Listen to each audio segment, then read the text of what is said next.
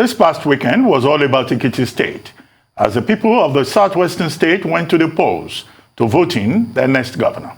The governorship candidate of the All Progressives Congress, Biodun Oyebanji, came out on top, recording a landslide victory in the Saturday election. Oyebanji beat his closest rival, Mr. Segun Oni, of the Social Democratic Party, SDP, by about 100,000 votes. The People's Democratic Party, PDP candidate, Bisi Kolawole, came third, winning only his Efon Alaye council area. However, the election was marred by vote buying, which saw the Economic and Financial Crimes Commission arrest 2 persons suspected to be engaged in vote buying in the ongoing Ekiti State governorship poll. The Center for Democracy and Development, CDD, said its field observers documented 41 instances of vote buying and selling at polling units across 6 local government areas during the governorship election. Joining us on this show this morning as we discuss the outcome of the Ekiti election and his principal stance on the result is Moses Jolayemi, spokesperson and media committee chairman to Segun Oni, Social Democratic Party governorship candidate in Ekiti State. Welcome to the show, Moses Jolayemi. Thank you for joining us. Thank you very much, Ruben. Well, Moses, what's his name? Cyril Fashiri, the director of campaign for the BAO campaign organization. That's Oyebanji's campaign organization. I said, well, you and your principal are threatening to challenge the outcome of the election on Saturday. And he says, well, it's standard practice for your principal to complain about any election, not to even talk of the one in which he is involved. And I quote him. He says, look, if it's not Segun Oni, as far as he is concerned, then it cannot be anybody else. But you have also been quoted talking about vote buying, ballot snatching, electoral malpractices. So is there any possibility that, your principal may end up, behaving like the PDP candidate and congratulating Oyebanji, who we're told, even by CDD, Campaign for Democracy Development, and by Yaga Africa, was a product by the observers, as they saw it, of a transparent process? What are the next steps for you and your principal? Well, thank you very much. Anybody who knows Segun Oni will know that 1 is a man of peace, 2 is a man of due process, is a man who believes in, following through what is the truth. So I'm not sure APC should be too bothered or afraid of having him challenge this in court. After all, I want to believe that it is a lot better than, going on the streets, allowing people to vent their anger and so on. So we go through the legal route, which is, the option provided by the law. So that's the way it is. We're challenging the outcome. And again, if you know Segun Oni very well, you will also know that if this whole process had been transparent, if it had been free and fair, he will be the first person to congratulate the winner. But in a situation like this, I don't think anyone would go ahead to say he's congratulating the winner. This is the winner of INEC, not winner with the people. Because if you go around now, town, you will see it on the faces of the people. It's like one big disaster has just happened.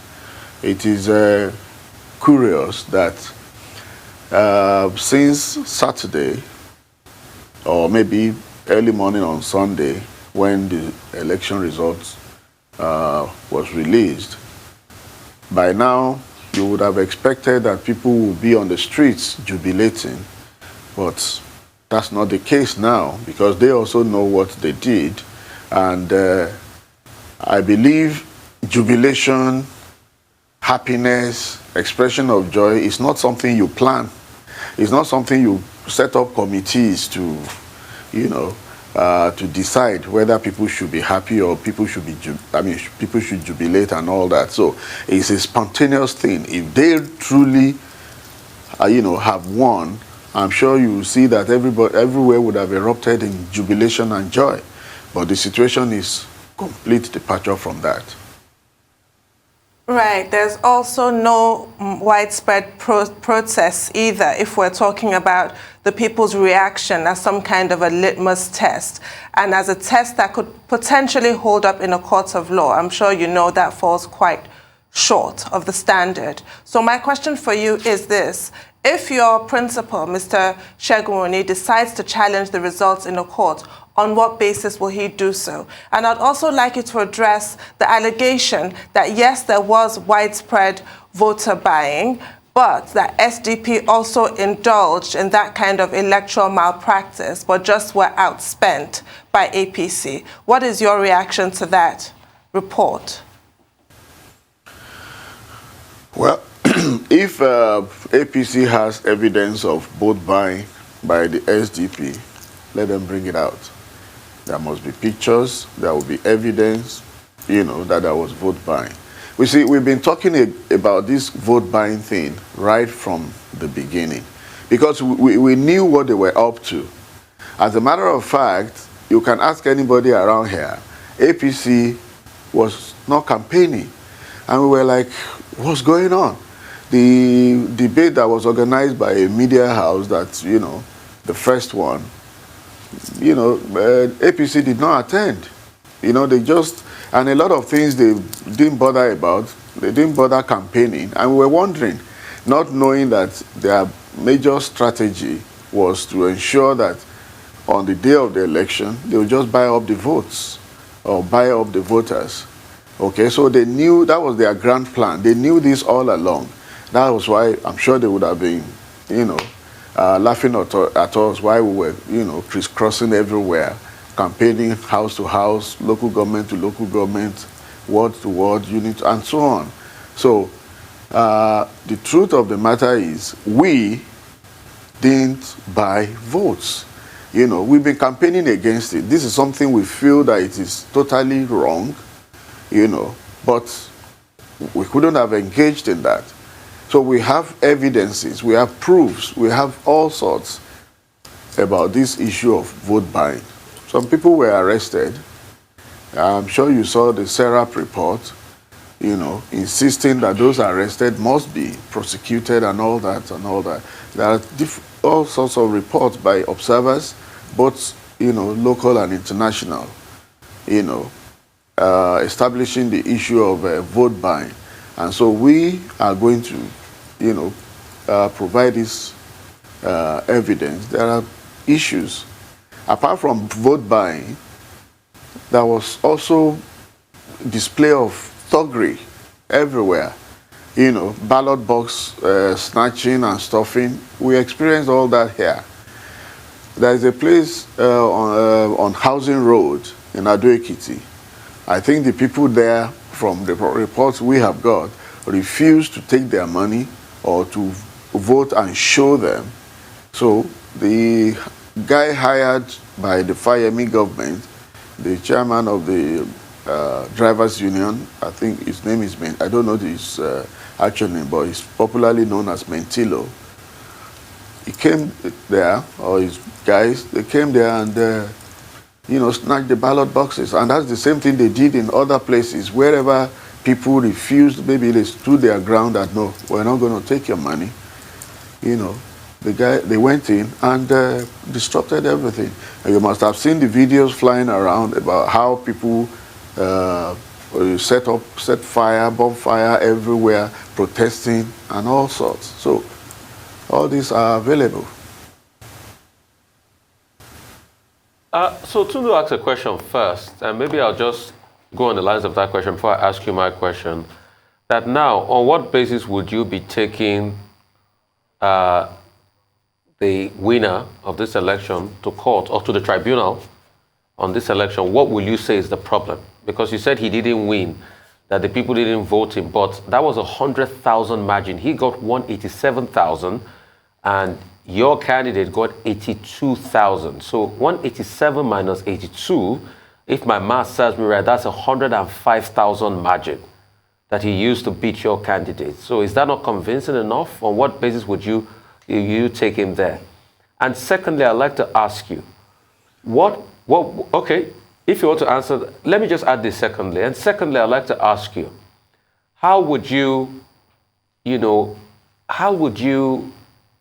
rate the performance of INEC? Because you said something at the start of the show. You said he's a governor that was, helped by INEC. So that means you are indicting INEC to be part of this, whatever you call might be the problem. So how would you rate the performance of INEC if you said that the incumbent governor was a governor brought in by INEC? Well, let me answer the second one. I hope I would be able to come back to the first one. INEC clearly demonstrated compromise in this election. You and I know that there are electoral laws, rules to follow. The truth of the matter is that INEC did not follow its own rules. Okay? Vote buying is not something that INEC, will encourage, and I'm not sure the electoral laws also encourage vote buying. Now, the positioning of the ballot boxes, and the polling booth and the ballot box itself, we have been talking about it and trying to prevent vote buying. A situation where you thumbprint somewhere and you bring it out of the polling booth and display it before now putting it in the box, it already gives the opportunity of this vote buying thing. If it is secret ballot that we call it, you vote, put it in the box, let the box be, for instance, right inside the booth, and you walk out. If you don't have the opportunity of showing the agents of, the party, the other party, who, of course, has all the resources, they have all the money, even if anyone decided to, go that route with them, they can't go near them. So we never contemplated, doing that because we don't have that kind of resources and we don't believe in it anyway. So that is, in a way, helping the APC to carry out the strategy they had planned. But if people didn't have the opportunity of showing people, my polling booth, for example, my polling unit, I saw what happened there. I complained, but nothing was done. The security agents were also compromised. The police there, for example, they were looking at me like a mad person when I was complaining that, can't you see what's going on here? They looked the other way. So this whole thing had been planned from top to bottom, including even the innocent young coppers. They were all given money. We knew it, we saw it. My polling unit in Okemesi, for example, if you can use that as a microcosm for the rest of Ekiti, and I've spoken to people across the state, what happened in Okemesi, happened in Aramoko, happened in Erigian, and other places. Just to clarify, you said this thing has been planned from top to bottom. Is it INEC and the APC that planned it, just to be clear? You said the whole thing has been planned from top to bottom. Is it INEC and the APC you mean that planned it? Well, because, you see, when you see a situation like that, okay, INEC that was supposed to put certain things in place did not do its job. Those at the lower rungs of the ladder, who were also supposed to carry out some of these things, refused to do that. So there must have been an instruction that percolated down from the REC himself down. I don't have evidence of how much they were given or what they were given. I'm not saying that. But the truth of the matter is that they did not do what they are supposed to do. I am not establishing that they took money or anything, but we all saw what happened. They failed to uphold the creed. They failed to do what they were supposed to do. And we saw it. It was evident. The law enforcement agencies, the INEC itself, we can see, clear compromise. Because we have to wrap up now, is that the case you will be challenging the elections based on vote buying? Is that it? There is vote buying, there is thuggery, ballot box snatching and stuffing, intimidation of voters, harassment, a whole lot. So my team will be putting all this together so that the whole world can see what has happened. The victory of APC, the so-called victory, is not something that anybody can go to town with. This is not a reflection of the wishes of the people, and we know it. I mean, it's perfectly within the rights of your principal to challenge the result at the tribunal. So we don't need to quibble over that. You have to prove it. Who alleges must prove, however. But observers, I cited 2 cases this morning. The Center for Democracy Development, led by Professor Adile Jinado, and Yaga Africa, led by Samson Itodo. Both reported that, yes, there may be certain irregularities, but by far, this was an improvement in terms of election management, and that there was transparency. Divas worked effectively in 98% of the polling units, and that INEC officials, in fact, were ready as early as 8:30 a.m. They cited only 1 polling unit where the INEC officials arrived late. Are you saying that the election observers are lying? Well, I'm not saying that, but it's how far you go that you will see. As you have the reports from those people you cited, there are also several other reports in the contrary. Even the international observers, I have some of their comments, on the election. But you see, Ruben, I don't think we should. I mean, there are things we are not going to, start talking about on air. You have said something very key. He who alleges must, provide evidence, must prove. So that is ongoing, and that's what is going to be done. So we are poised to pursue this to a logical conclusion. This rape on, democracy and the wishes of the people cannot be allowed to stand in any sane society. We will pursue it. Even though, long before now, they had made up their mind that, okay, this is what we're going to do. Just win anyhow. The next thing is they will go to court. And they were even grandstanding, telling us that we'll meet them there. They believe they own the courts, but we believe very strongly that it is not everybody that can be bought, because their belief is that, everybody has a price. They said we should go to court, what will come out of it and all that. They believe they own everything at the top, at the state and everywhere. But if you know that we have good evidence, we have the people, and we have God, at the end of the day, the truth will come out. So the evidence, is being gathered, and it will be provided. Okay, you just had to drag God into this matter. Well, that's familiar. Thank you very much, Moses Jolayemi. Thank you.